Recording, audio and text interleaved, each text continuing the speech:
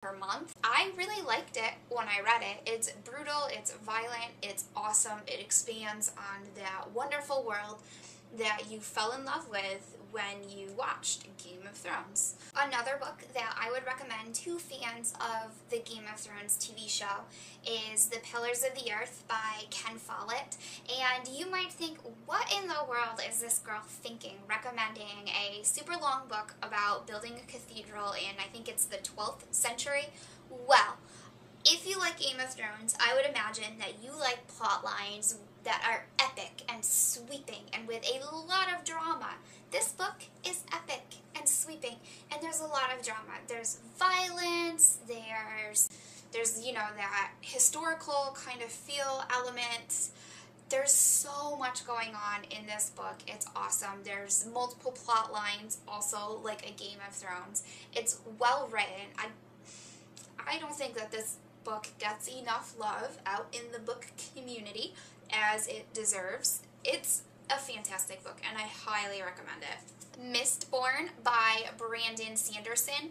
I am the world's biggest Brandon Sanderson fangirl. Oh my god, I love his books so much, and I just want to push these on everybody. So Mistborn is basically a book about this girl, Vin, who she's kind of like the chosen one, but unlike all the other chosen one books, she fails at her task.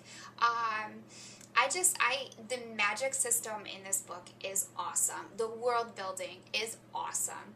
The politics are awesome. If you really like all of the extra stuff that comes along with Game of Thrones, like world building, like politics, like oppression, like factions going against each other, I think you're really going to like Mistborn. Also, the cast of characters are to die for. Oh, I love this book.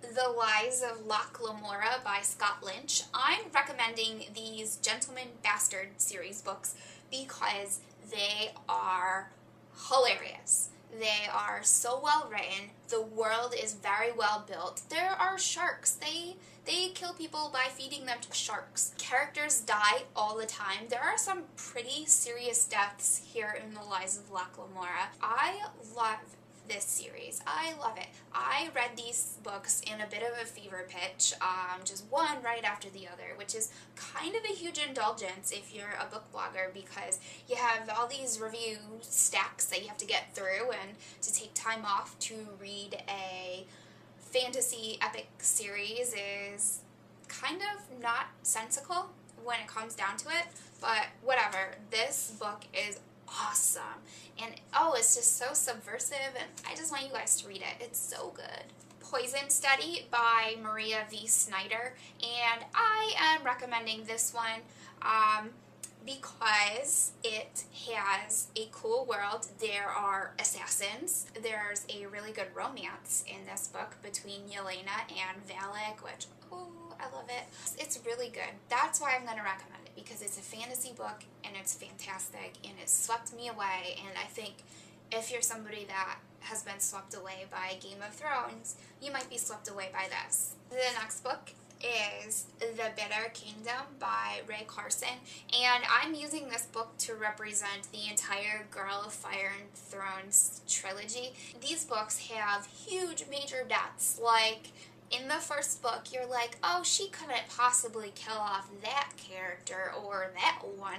And Rae Carson's like, yo, I'm gonna George R.R. Martin this. And so, yeah. Also, me personally, am quoted on this book as saying, Rae Carson is totally the George R.R. Martin of YA. So, if I was making a video about Game of Thrones, why wouldn't I include a book that I've blurbed by giving it a comparison to Game of Thrones? That would be stupid. Grave Mercy by Robin Lefevers. Guys, I love these books. They're so good. These books, they're kind of fantasy, kind of historical fiction. They're historical fantasy. They're set in Brittany, France, in the medieval times, and you know, France is trying to like take over Brittany, and the main character is May. She's been abused, and so one day she like runs away to a convent instead of getting married, and so she ends up joining these group of nuns which serve Mortain, which is like this god of death, and each person in there has like a special assassin job, and this book is romantic, there's politics, it's thrilling.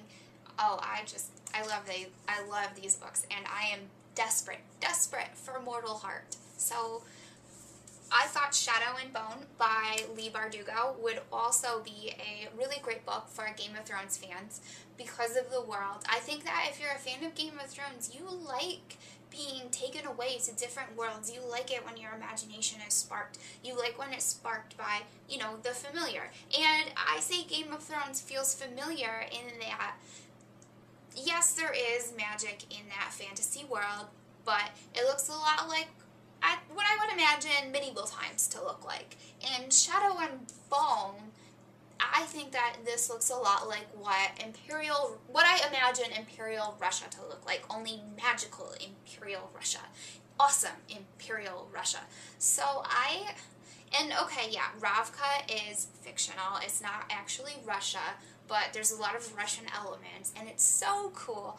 And I just, you know, I think that if you like to read about fantasy with a touch of the familiar, with unique worlds, you're gonna love Shadow and Bone. And the final physical book that I have to show you and to recommend to you, fans of Game of Thrones, would be and I have to this is really annoying. This book came with like a little promotional advanced reader edition cover, which isn't even a real cover. You have to like flip it all the way around. I would recommend to you The Queen of the Tearling by Erica Johansson. I keep calling her Erica Johnson for some odd reason. But I'm only like 50 pages into The Queen of the Tearling. It has all these Game of Thrones comparisons being thrown around about it.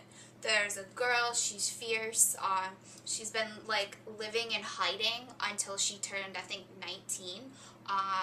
Her mother was a really terrible queen, like she wasn't very good at her job of being queen, so her uncle has been the regent, and he wants to stay the king and the regent, so he wants to kill the girl. Her name's Kelsey. Meanwhile, there's another queen that also wants to come in and take over, and she's called the Red Queen, and I think she's like queen of this nation called Mort. Kelsey is about to be coronated for her nation, which is called the Tear, and that's as far as I've gotten. There's like killer hawks, the Queen's Guard, who are all good-looking men, apparently. I think this book would be perfect for you. So far, I mean, it could disappoint me if you're a Game of Thrones fan.